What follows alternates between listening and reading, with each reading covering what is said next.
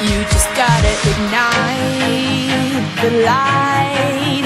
and let